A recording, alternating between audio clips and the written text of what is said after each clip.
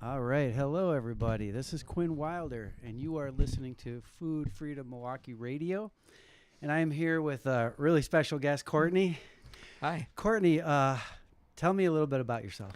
I live in the River West neighborhood.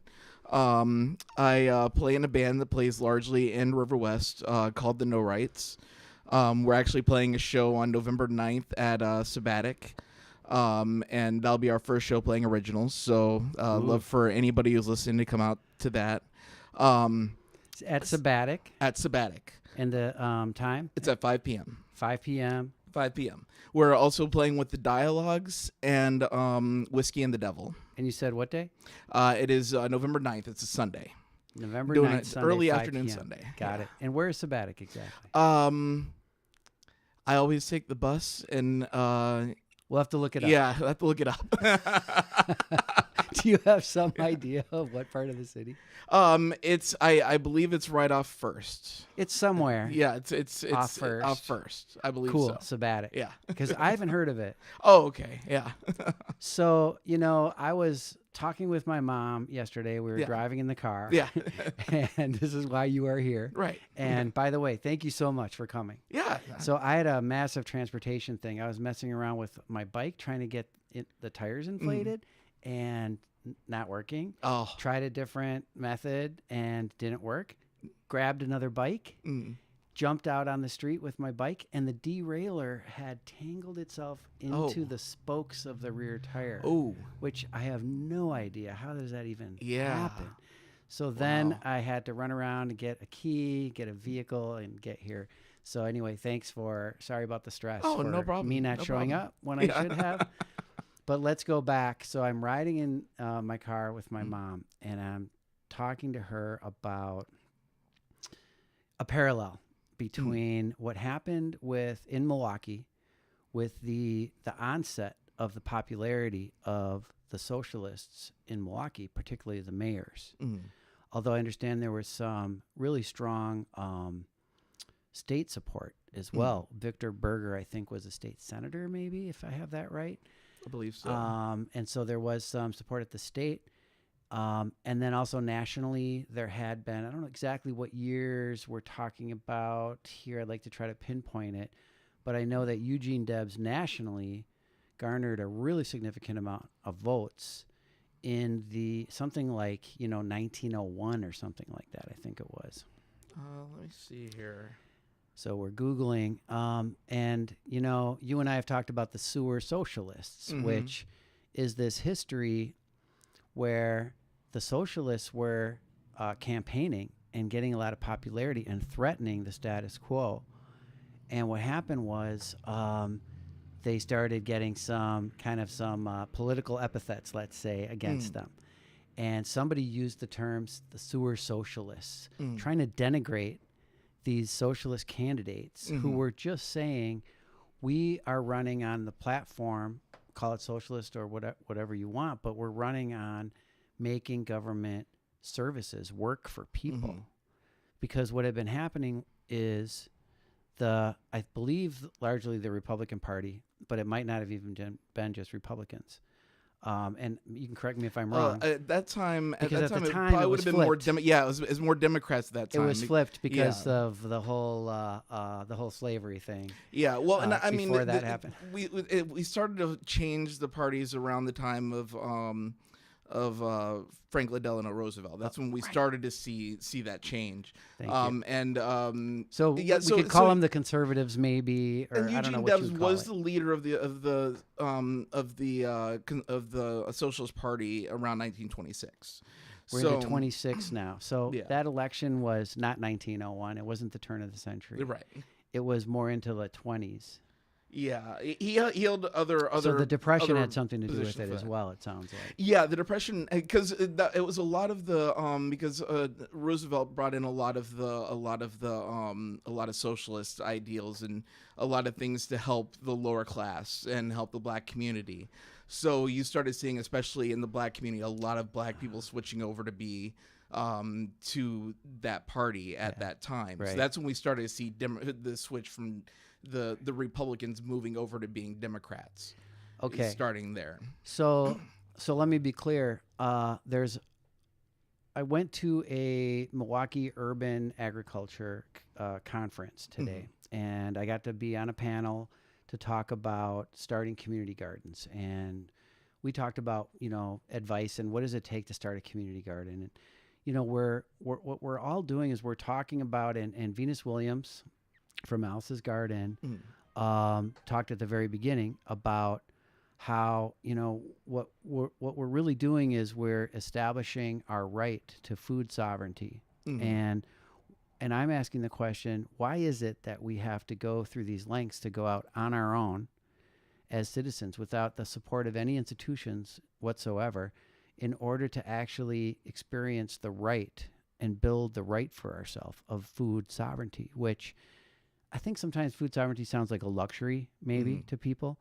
But the reality is, we are what we eat is something we've heard all the time. And it's profoundly true to the point where it's not even that food, the food we rely on, the food that is made available to us, one way or another, whether we have to purchase it or we're able to grow it, it does sustain our bodies, right? It gives us the calories to stay alive, but at the very minimum.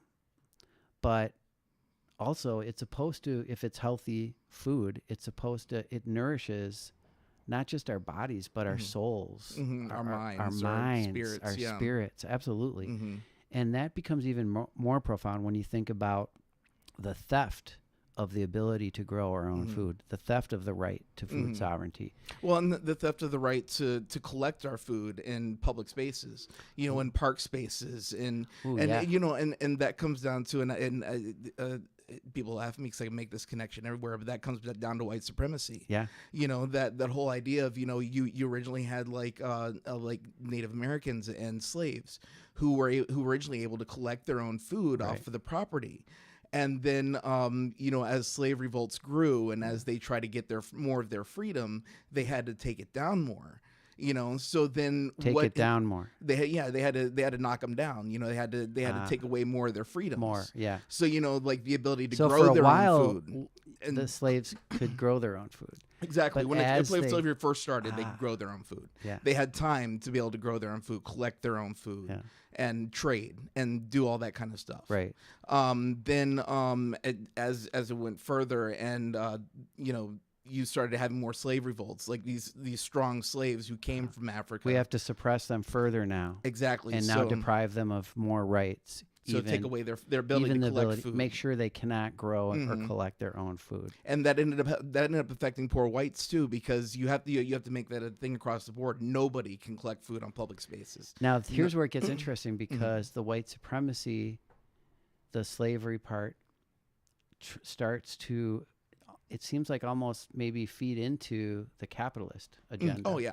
So it becomes where capitalism doesn't actually care if you're black or white. It's about how to make profit. And now, and you use the black and the white to divide. And use the black and white to divide. Yeah. And now, though, while there's still going to be racial disparities, there are many white people as well as black people, black and brown people of color, and white people who it's about class, really. If you are in poverty, now you don't have access to that system. Now you are renting, and you have to depend on a landlord to give you the ability to have a raised bed in your yard. Yeah. But my point is that we have to circumvent the system in order to try to gain food sovereignty. Right. And why is that is one question. But then that becomes, why is it important to do that right now? And how profound is that action, that act, to take a community and organize ourselves so that we now have the ability to collectively produce food for ourselves that is actually healthy, full of nutrition. Yeah. Like, not the stuff that is hybridized and grown to look good and full of chemicals and transported for days and days, where it loses nutritional value. Right. Where it then gets processed. And why is it that it takes food that is so expensive to make, processed food, the most expensive food to make becomes the cheapest and most available for the people with the least resources? And it seems like, back to white supremacy and capitalism, that allows for the most profit to be made. Yeah. But it's ultimately it's made off of keeping people from being able to be healthy. It's actually made off of keeping people sick, Mm-hmm. which is a really gross form of oppression, keeping people sick. When you think about it, it goes. This also goes to the fact that some 5 corporations own like everything. Right. So you have one corporation that'll handle pharmaceuticals, and it'll handle food production, and it handles all these things. So they're trying to gain access to every part of your life and profit off every part of your life. Right. So like having like really not quality food, having food that is not of good quality. They get to make money off of that, but then they also get to make money off the pharmaceuticals, Right. and off the stuff that you're going to need later when you have diabetes and stuff like that. Off of this extra Multiple waves of profit making. Exactly, and that's the reason why we need to the idea of moving away from a profit insurance system for medical expenses and trying to get a more national. Of course, system. socialized medicine. That's important. What industries should be Yeah. socialized, and medicine comes up a lot, and it's inherent in our title. And food too. Food freedom. Yeah. Should food be free? Yes. And I think that's really what we're coming to is this idea, and not just any food, obviously, healthy, nutritious food where you know what's in it, you know what you're getting, and it's not full of things that can kill you. Right. Yeah. That's a right. That's real food sovereignty. Yeah. And that should be free. Imagine if, we talk about things like socializing medicine, socializing other industries,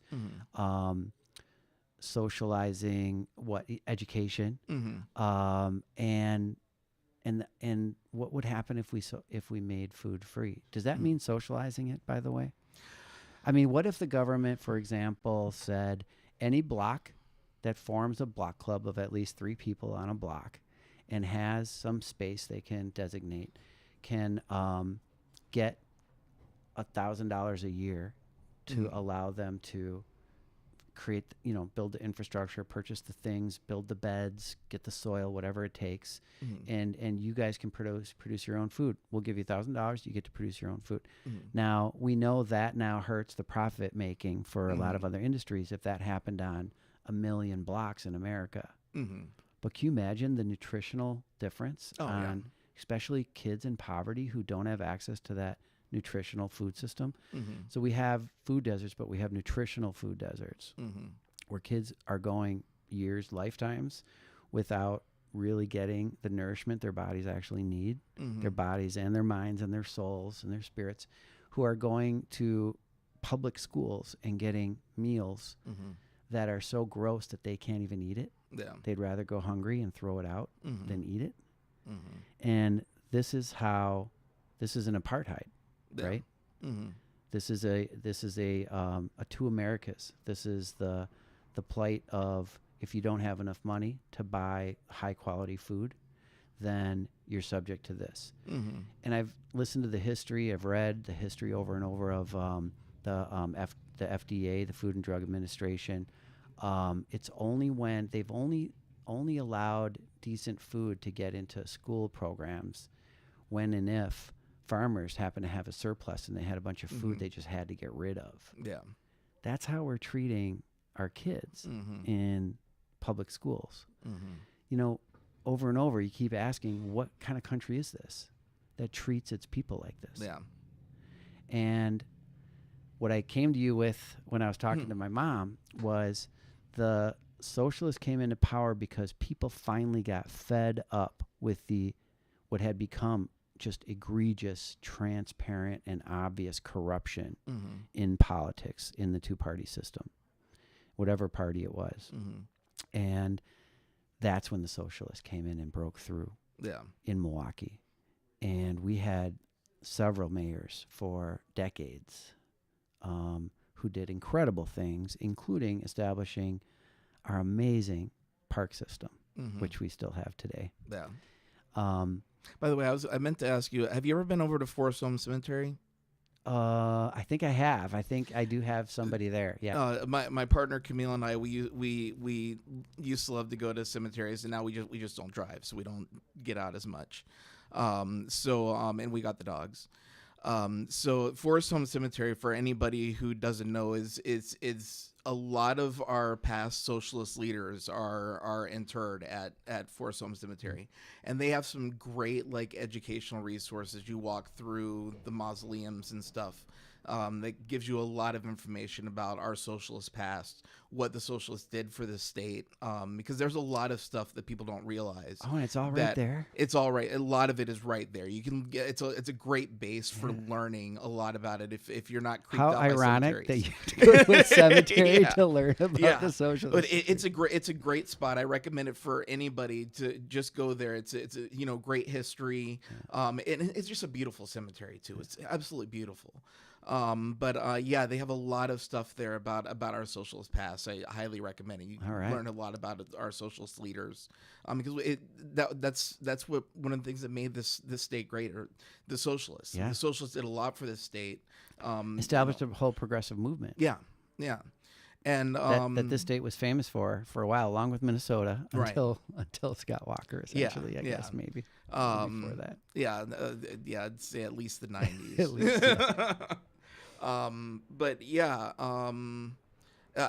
that's one thing I would love to see on a national stage, is for a socialist movement to go through.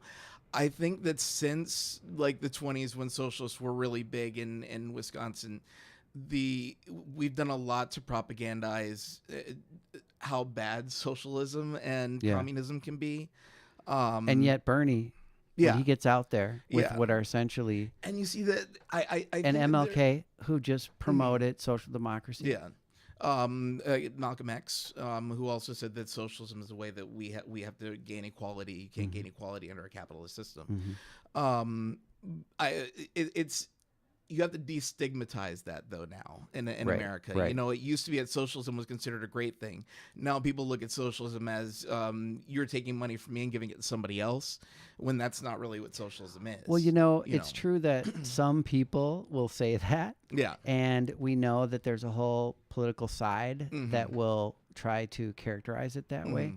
But my point with mentioning Bernie was that he was attracting tens of thousands of people, like filling stadiums and stuff, over 8 years ago and since. And with the current tour, which is garnering just huge crowds of super enthusiastic people. And, Bernie almost won that election. Until he got, I think, railroaded by the Democratic Party, and they inserted Biden in there. And what a mistake that was. That's the other thing that I'd like to see, though, is that I would like to see socialists be able to win without needing a Democratic backing. Right. Because the Democrats are always going to walk all over Democratic socialists. Course.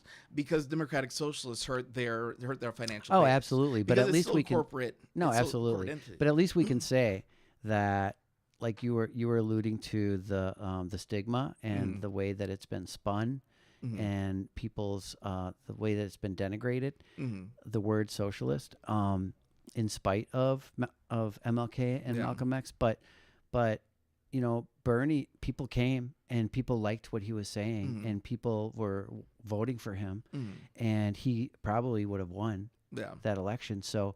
And that is independent running as maybe a Democratic socialist, but caucusing with the Democratic Party, which has become so corporatist. But we know that this is how parties can be forced to evolve, is by getting somebody like that, like a caucus, in there that is starting to get a lot of political power because their policies are popular. Yeah.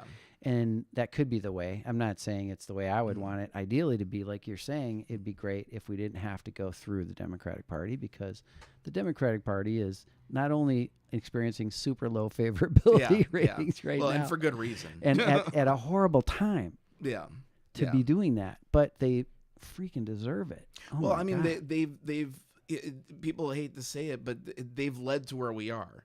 Right. A lot of things that Trump is doing were laid down by Obama or laid down by Biden. He's not using systems he created himself. He's using systems other people created that he can now exploit. Right. And that's America's always dabbled in fascism. Eventually that just leads to further fascism, and you can't. You have two parties that are the same side of the same coin, Right. really. Right. So it would be nice, and every time they're going to try to look at what's going on with Zoran Mondani Yeah. in New York. Yeah. You have Well, they're he's doing bringing- great. He's doing great, and then you have the Democrats who are still Can't trying support to him. run Andrew Cuomo. They can't and support him. No, they can't, because everything that he's doing is going to hurt their corporate base. The you know. fundraising that they want to do with the Yeah. corporate base in Mhm. particular. Yeah. And they've become wedded to that. And my understanding is that was really got accelerated in the Clinton dynasty, between Bill and Hillary, running the Democratic Party and making it corporate, wed to corporate almost as much as Republicans were, in Yeah. order to compete with them and make sure they could win. And And- it's And just since led to- then, now how do you unlock that now? yeah, But they have to. yeah. But they're only going to do it reluctantly because they become so dependent on making. Well, and on money. to me, like, the way to kind of break that is ranked choice voting.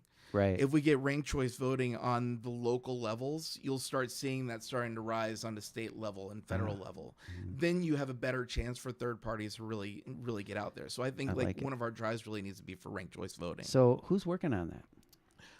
There are Is the Working Families Party or DSA? Or I know there's a special there's an organization that I spoke to recently that specializes in ranked choice voting. I can't remember what the name of the organization is.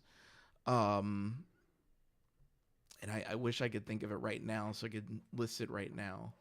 Let me see if I can find that real quick.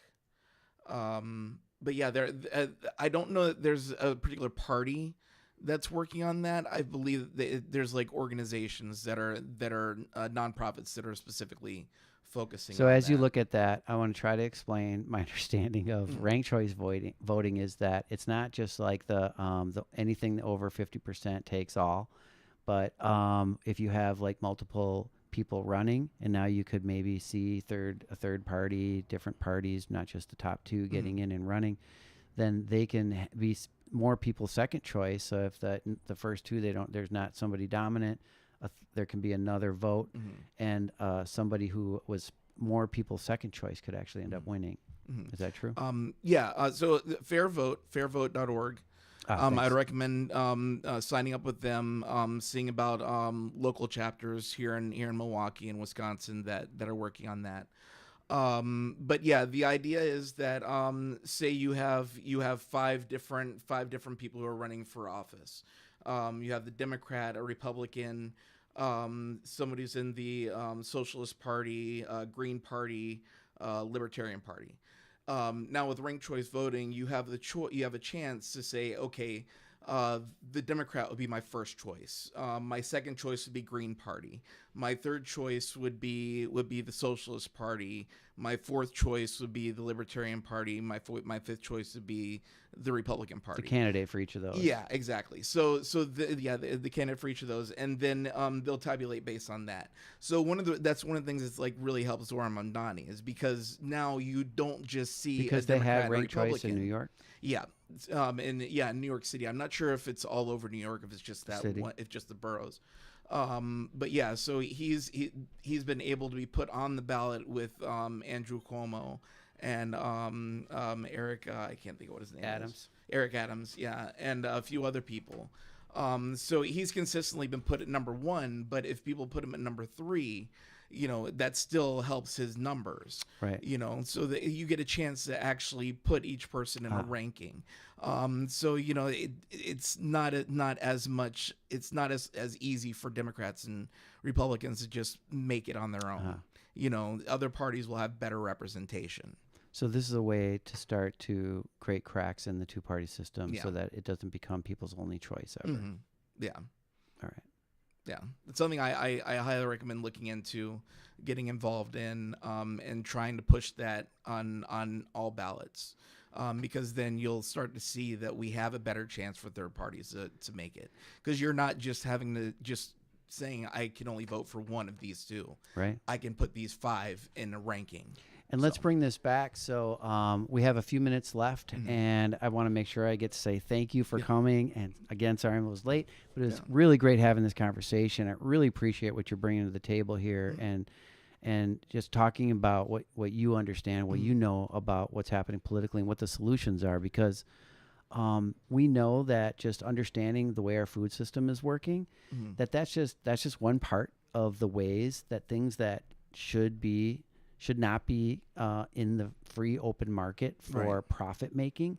When it comes to people's well-being, food is just like healthcare. Right. And it's obvious that healthcare is a right. And that if we make it for profit, we experience every day how crappy that is, how terrible it is. We end up stuck in these systems that are almost designed to make us sick, which is the only thing that creates profit for others. And it's the same with food. So this idea that food should be free is really fascinating to me. And I've seen even what happens what's going on in neighborhoods where food is free to an extent where there are people handing out bags of fresh, healthy produce, but people don't take it.